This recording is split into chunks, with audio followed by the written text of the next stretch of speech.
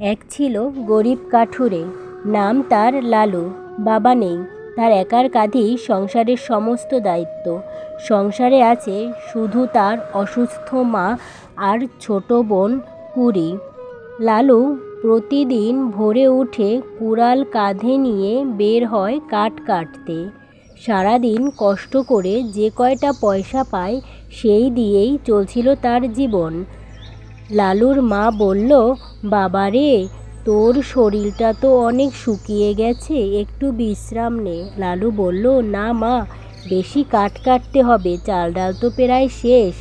লালুর মায়ের কদিন ধরেই শরীরটা ভীষণ খারাপ, কিন্তু তিনি লালুকে কিছুই বলতে পারছিলেন না, কারণ ঘরে তো খাবারই নেই, তাকে কিভাবে ডাক্তার দেখাতে নিয়ে যাবে।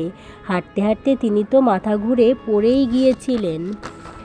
লালু কাঠ কাটতে বনে যাচ্ছিল, কিন্তু আজকে এক আজব ঘটনা ঘটল তার সাথে।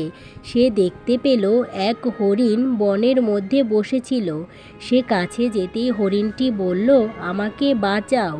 হরিণের কথা শুনে তো লালু অবাক। লালু ভাবতে লাগলো এবং মনে মনে বলতে লাগলো, হরিণ কি করে কথা বলতে পারে। কিন্তু ভাবতে ভাবতেই হরিণকে ধরতেই হরিণের ভেতর থেকে বেরিয়ে আসলো এক পরী। পরী বলল, ওরা আমাকে হরিণের মধ্যে বন্দি করে রেখেছিল, তুমি খুব ভালো মানুষ, তুমি আমাকে বাঁচিয়েছো, তাই তোমাকে একটা জাদুর লাঠি উপহার দেব। এটা পেয়ে লালু তো খুশিতে নাচতে লাগলো।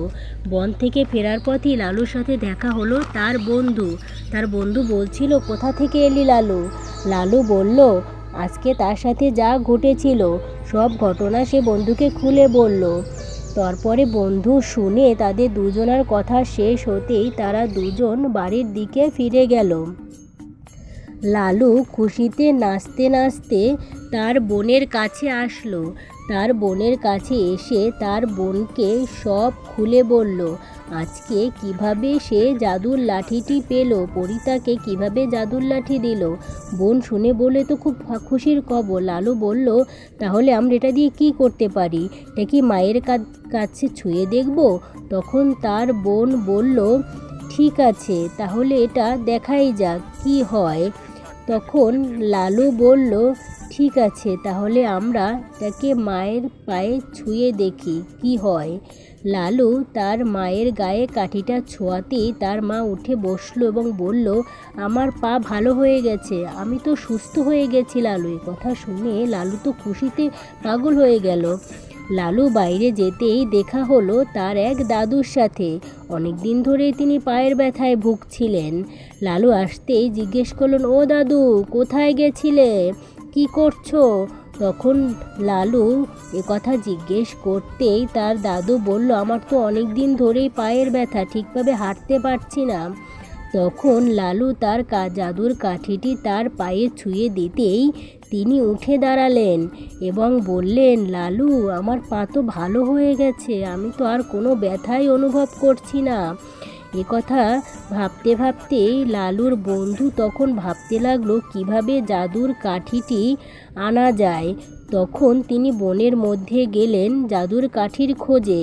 তো তিনি দেখলেন এক হরিণ বসে আছে। তখন তিনি মনে মনে ভাবলেন, এই তো পেয়েছি জাদুর হরিণ, এর কাছ থেকেই এবার আমি জাদুর কাঠি আনবো। হরিণকে লোভী মনে ছুঁতে হরিণের মধ্যে থেকে বেরিয়ে আসলো একটি বাঘ।